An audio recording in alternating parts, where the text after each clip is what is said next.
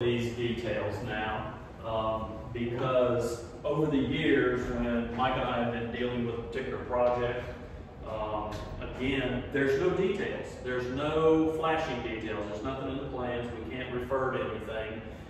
And I also want to make this as clear and presentable to the guys that are actually going to be executing it.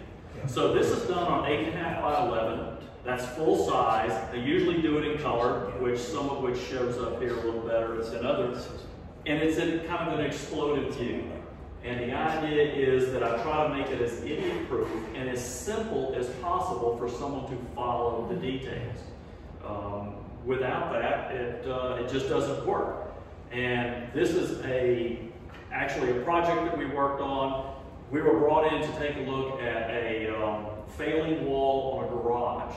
And as we pulled up to the house, big 2-story house with a nice big colonnade, balcony across the front, everything looked nice. And the first thing we noticed was they had about a 12 to 14 inch beam across the front, covered with stucco, and everywhere there was a post, there was about a ½ inch dip. From the street, Mike and I looked at it and went, yeah, we're here looking over that, but this is a problem.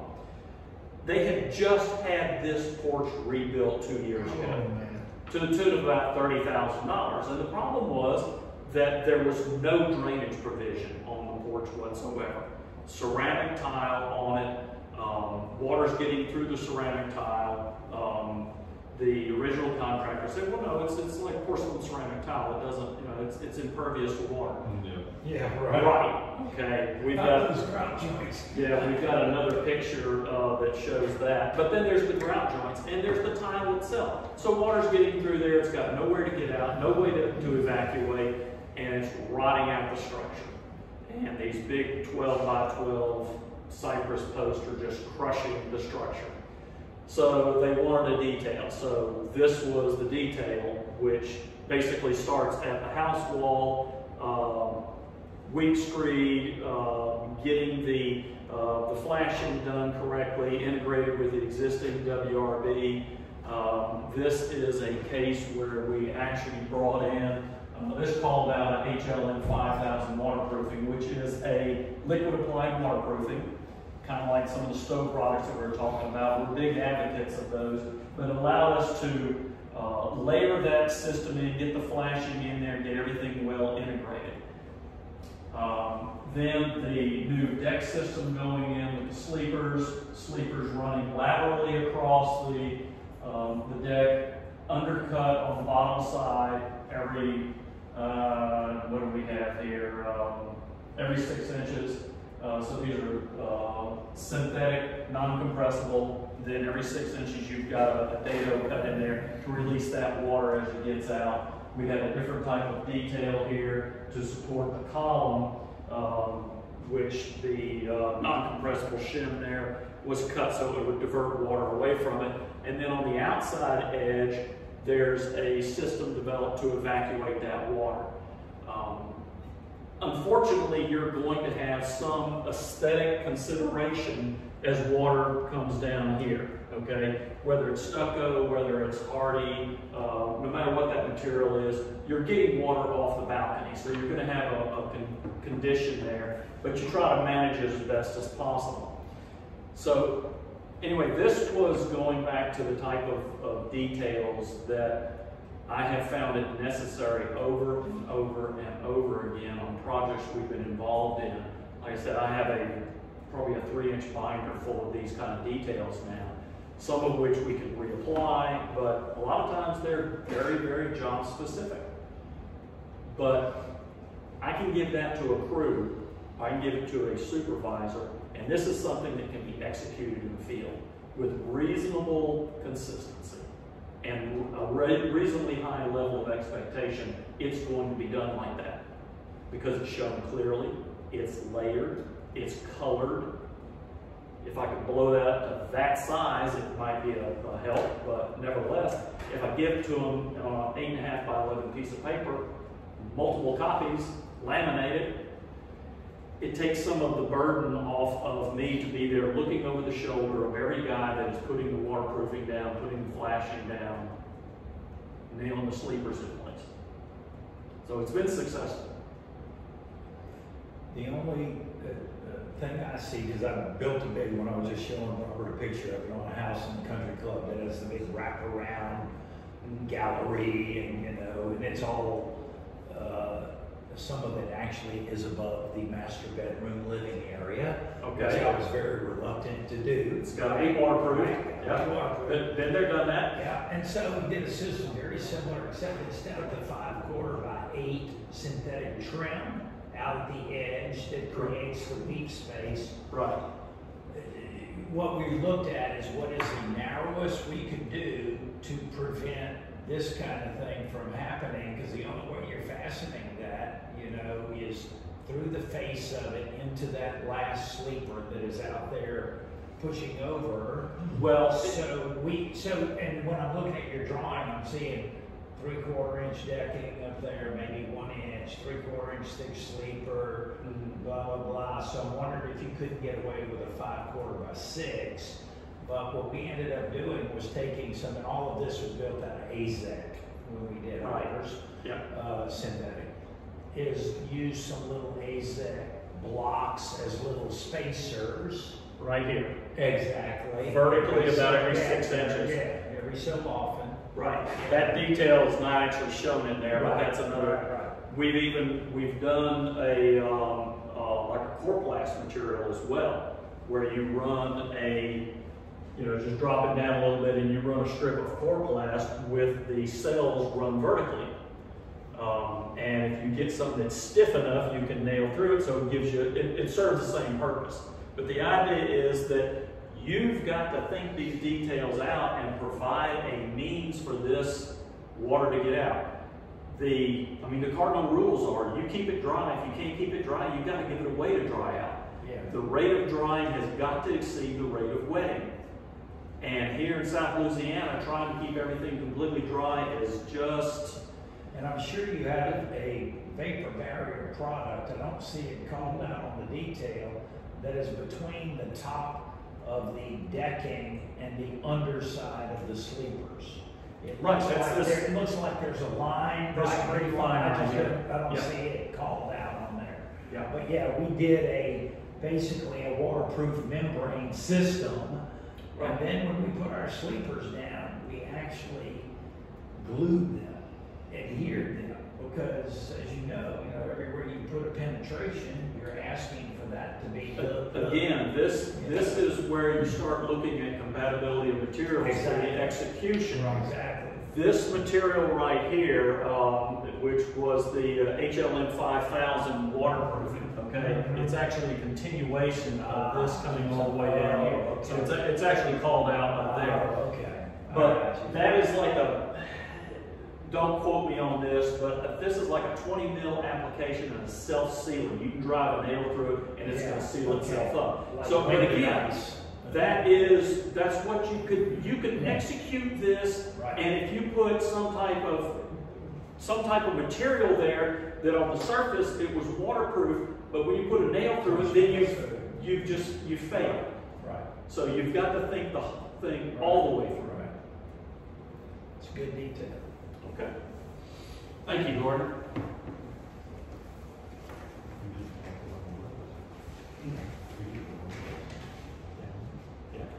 So now, the last part of the presentation, we're just going to step through some of the very few of the multiple findings we see and points of discussion here.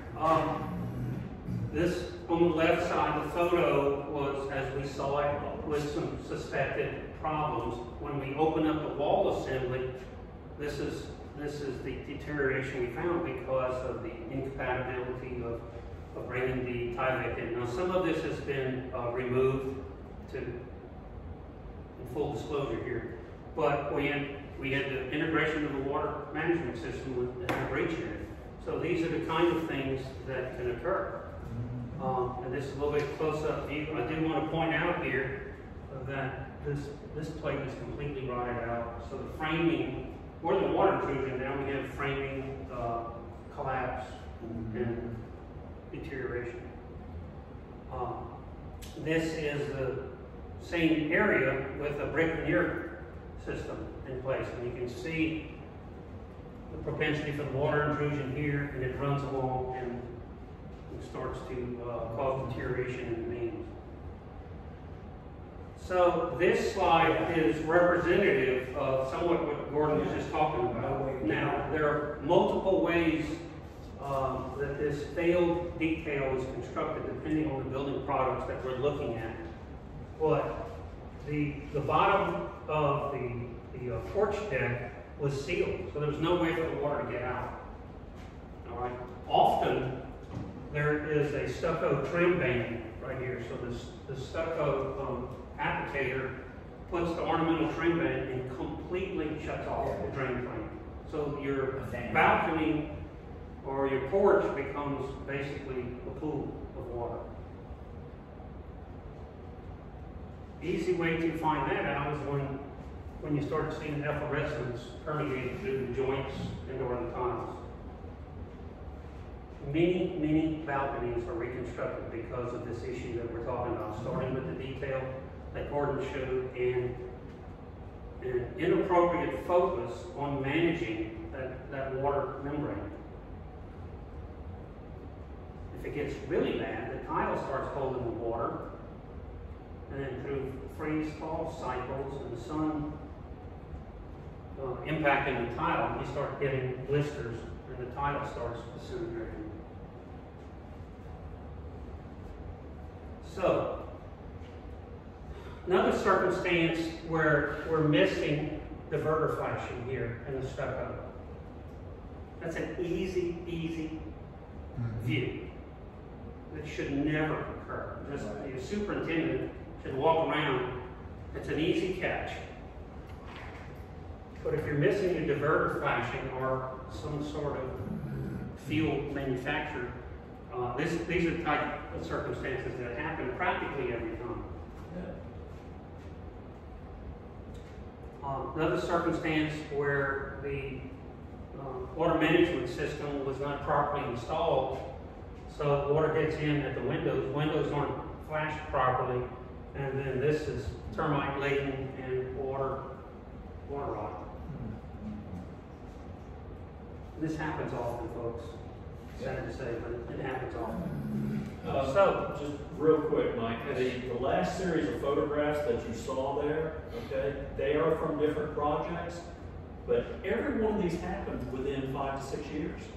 We're not talking about 30 years of damage. Right. Those issues there. You know, they're taking a lot of water. Right.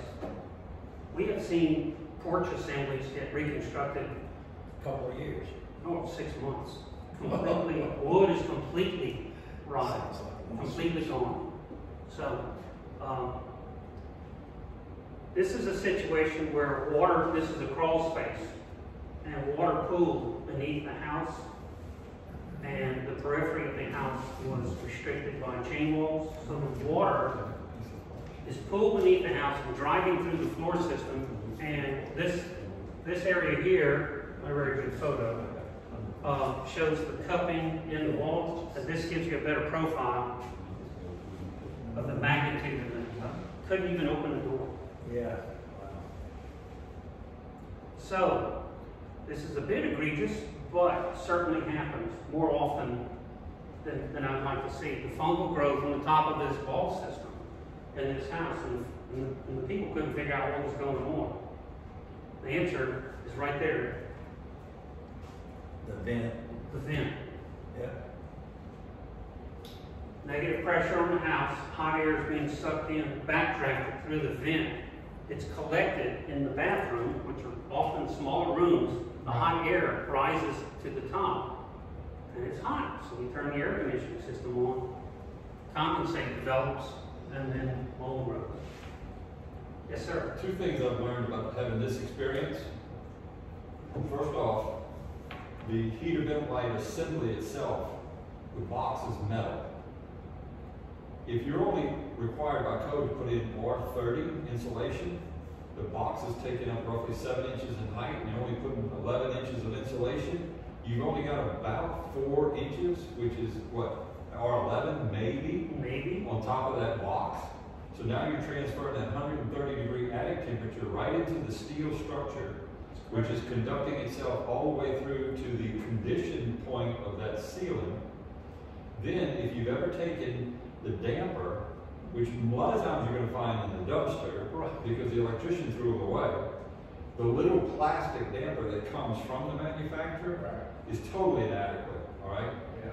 And I learned through a couple of experiences with some very good people up in marine air conditioning who introduced me to an external positive closing damper that I put, in addition to the factory damper, I put this damper in position.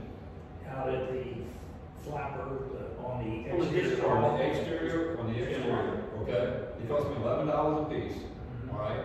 And I put them on there, and I have, and so that I've prevented as much negative coming back as possible, okay? But then, by also getting my insulator to blanket very, very well on top of that heater vent light to increase my R value so I can prevent less temperature transfer. That's outstanding information. Makes perfect sense. If the can for this vent is projected up as you're seeing, you can also see water condensate as that thermal gradient comes through and gets it cold air. Water will drip from that vent. Yep. Sweating AC ducts, just a couple of things too. The clues when you walk up, I mean, we've got pans, we've got water spillage, air leaks is a disaster in this arrangement here.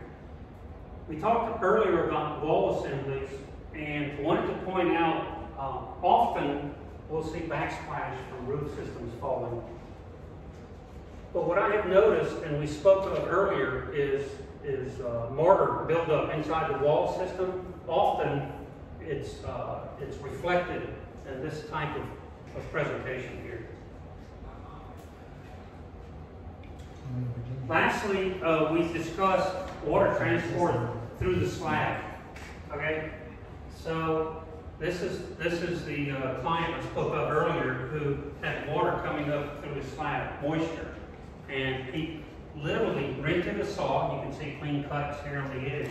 We cut it out at very little granular fill, as Brock mentioned earlier, a little granular fill, and the water barrier in this wing was just completely disintegrated. So, all right, we're just concluding. We discussed water intrusion problems in the buildings, just a summary of what we discussed here today. We showed you some examples and hopefully provoked some thought about how to manage some of these problems.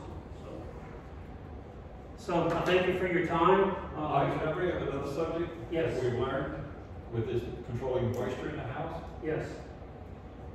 The average design that's coming out from any plan source today is showing the return air in the ceiling.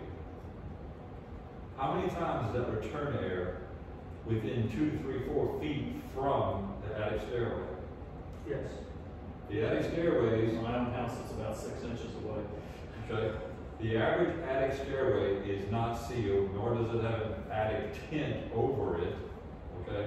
Therefore, when that system comes on, it's sucking negative air right through that assembly, that attic stairway assembly. Having access to the Excellent point. Okay. All back into the building planning. Back into the whole thing. Now, the other point of it is, let's talk about the location of the return air. All right? When people come through the homes that we do, they will always see that our return air is down low, just like this one, in this building, okay? Yes.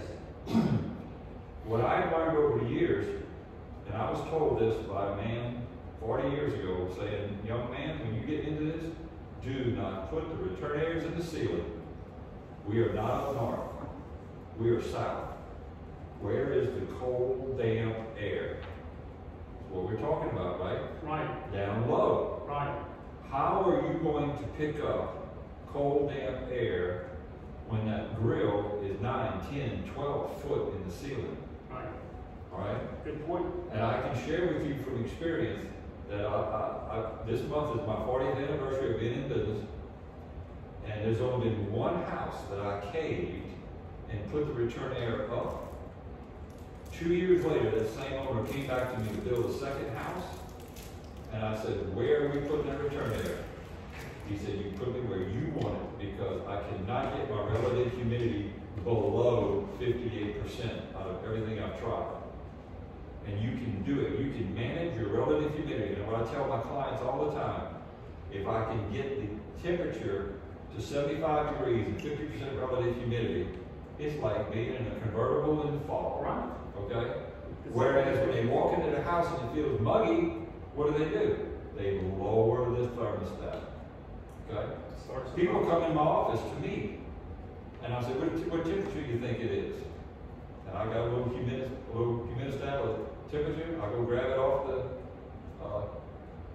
thermostat, right? And I'll just go put it on the table, read it for yourself. Because in my office, I'm running 75 degrees at 30%, 36% relative humidity. Wow, that's impressive for this area. I said, so you feel comfortable, right? Yeah, I couldn't read my house at 75. Right. It's huge. If we can get the, I beg. I got people who walk in with another set of plans from somebody, and I'm saying, listen, when I get a little bit warm and fuzzy with them, I said, we have to find a place to put the return air. Makes perfect sense. What about multiple return air locations? That's no, I think that's a great question, and it is one I bring up again. My client from Monday. That's exactly where we're going to head. Head in the resolution of the problems in his house. He's trying to get satellite return air systems, right? Because it's just not happening the way that the installers are putting in the air conditioning system right now. So you have to put satellite systems. I came up with a solution to the problem right behind you. So the 2-story wall, the 2nd-story wall needs to be a 2x6 wall. Yes. And do the same baffle program that we do with our attics with rafters with the baffle systems that would be up against the exterior, still letting you put your R whatever, 13, 15, 19 insulation, but it takes that air from that little shed roof porch you're doing, runs it up through the outside of that, gets into the attic where it's being evacuated and go. So instead of it being a baffle system on our rafters in a cathedral ceiling that goes to the exterior, right? Just do it vertically against the outside. There you go. Yeah. That's a good thought process. So, thank you all. I'd like for you, if you would, as a favor, to scan the QR code, and that'll bring you to our website, and consider using that or adding to it. We would welcome any fee. It's an educational website just to inform homeowners just about these types of things that we're talking about here today, and many other things. But it really was set up for that, just to help homeowners and to help the community understand how their buildings work, or if they're failing, try to give them some knowledge so that, one, they can be informed, and number two, if they need to call a service technician or a contractor, they'll have hopefully some dialogue to conduct that conversation. So thanks again. I appreciate it. Thank you. Thank you. Good job. Thank you. Very good. And right on time. Look at it.